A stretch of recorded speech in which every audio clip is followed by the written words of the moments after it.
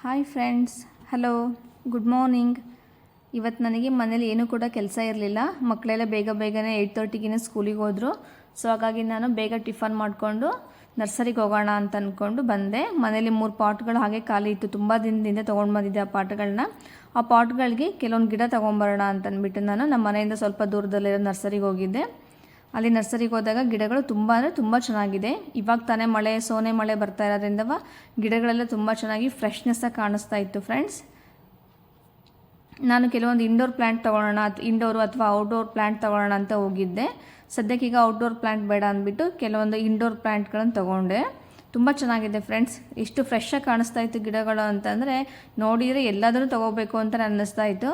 ಅಷ್ಟು ಚೆನ್ನಾಗಿ ಫ್ರೆಶ್ನೆಸ್ ಆಗಿ ಎಲ್ಲ ಗಿಡಗಳು ಚೆನ್ನಾಗಿ ಕಾಣಿಸ್ತಾ ಇತ್ತು ಅಲ್ಲಿ. ನಾನು ಈ 3 ಗಿಡಗಳನ್ನು ತಗೊಂಡೆ.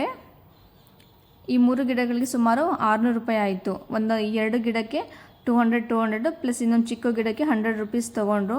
ಗಿಡಗಳೆಲ್ಲ ಎಷ್ಟು ರೇಟ್ ಅಂದರೆ ಹಬ್ಬ, ನನಗೆ ಕೇಳಿ ತುಂಬ ಆಶ್ಚರ್ಯ ಆಯಿತು ಫ್ರೆಂಡ್ಸ್. ಅಷ್ಟು ರೇಟ್ ಇದೆ ಗಿಡಗಳೆಲ್ಲವ.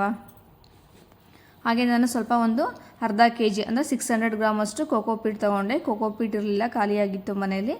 ಹಾಗಾಗಿ ಕೋಕೋಪೀಟ್ ತೊಗೊಂಡೆ.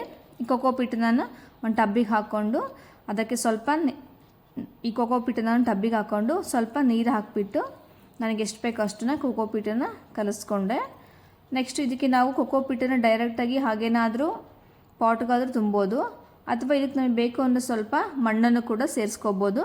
ನಾನು ಮಣ್ಣು ಇತ್ತು ನನ್ನ ಹತ್ರ, ಸೊ ಹಾಗಾಗಿ ಸ್ವಲ್ಪ ಮಣ್ಣನ್ನು ಕೂಡ ಈ ಕೋಕೋಪೀಟ್ಗೆ ಮಿಕ್ಸ್ ಮಾಡಿಕೊಂಡು ಪಾಟ್ಗಳಿಗೆ ತುಂಬಿಸ್ಕೊಂಡು ನೆಕ್ಸ್ಟ್ ಮೇಲೆ ನಾನು ಸ್ವಲ್ಪ ಕೋಕೋಪೀಟನ್ನು ಹಾಕಿದೆ. ಕೆಳಗಡೆ ಕೋಕೋಪೀಟ್ ಹಾಕಿದ್ದೀನಿ, ಮೇಲೂ ಕೂಡ ಸ್ವಲ್ಪ ಕೋಕೋಪೀಟ್ ಹಾಕಿದ್ದೀನಿ. ಗಿಡಗಳನ್ನು ಒಳಗಡೆ ಇಡೋಣ ಅಂತ ತೊಗೊಂಬಂದಿದ್ದೆ. ಆದರೆ ಈಗ ಮಳೆ ಬರ್ತಾ ಇರೋದ್ರಿಂದ ಅಷ್ಟು ಚೆನ್ನಾಗಿ ಜಾಸ್ತಿ ಬಿಸಿಲು ಬೀಳೋದಿಲ್ಲ ಅಂತಂದ್ಬಿಟ್ಟು ಸ್ವಲ್ಪ ದಿನ 1 ವೀಕ್ ಹೊರಗಡೆನೇ ಇರಲಿ ಅಂತ ವಿಂಡೋ